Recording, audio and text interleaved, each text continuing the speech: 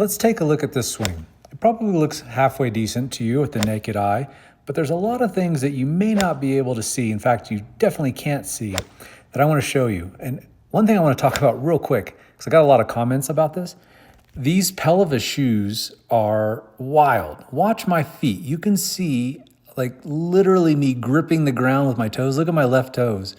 I can feel my feet like I never have before in the golf swing. So these things are so cool for just being able to actually feel the ground, feel what you're doing. And that's so much about what Goaty is trying to teach you, is how to use ground forces so that as you come into, starting to feel what you're doing for power, you need to be able to feel the ground. And I hate shoes that squish my toes and I just feel like I'm stuck and trapped. So I know a lot of you guys asked about these things. I'm a total addict now. I wear them all the time. I can feel the ground so much better than I ever could before. Now, let me show you this same swing, but with the GOAT code overlay. So now you can look at your swing with a completely objective set of eyes compared to the model. So at setup, and just for, so you guys know, I'm going to do a setup live overlay lesson. So you can actually set up Goaty, get the actual structure of the swing and start setting up and seeing yourself in real time if you're set up correctly. You can see that I'm pretty close here.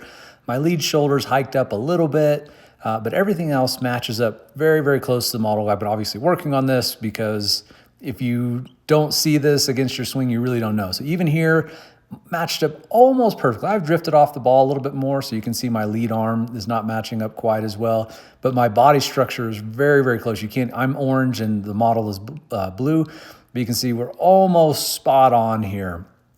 And then as we start down, you'll see that the hips start to go, everything else still matching up pretty closely here. And then as we come down into impact where it matters the most, we're pretty close through the strike of the ball.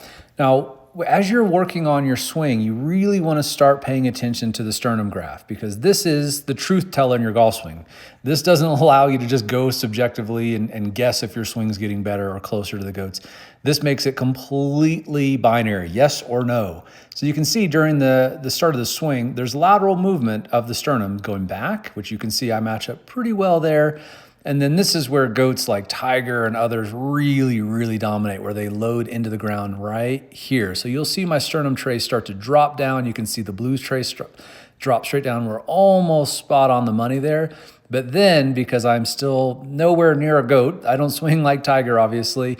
And so you'll see my sternum graph start to bottom out and I start to go up earlier than the model. The model is still going down at this point. That's how much compression they're building, and they're really, truly moving from their core, not from their arms and hands and shoulders.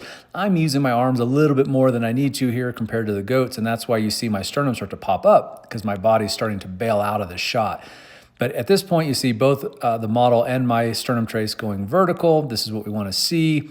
Now, I tend to over-rotate, so that's why you see the sternum graph, my trace starting to go backwards away from the target just a little bit. The model goes straight up and then toward the target. But anyway, this is really what you're wanting to look for. You need to see this V trace. That's why it's called a delta sternum. It's basically just an upside down delta. It's an upside down triangle as you're going down and then up. If you're not seeing that in your sternum trace, you're not using the ground, you're using your arms and hands, and you're not going to have nearly the amount of power.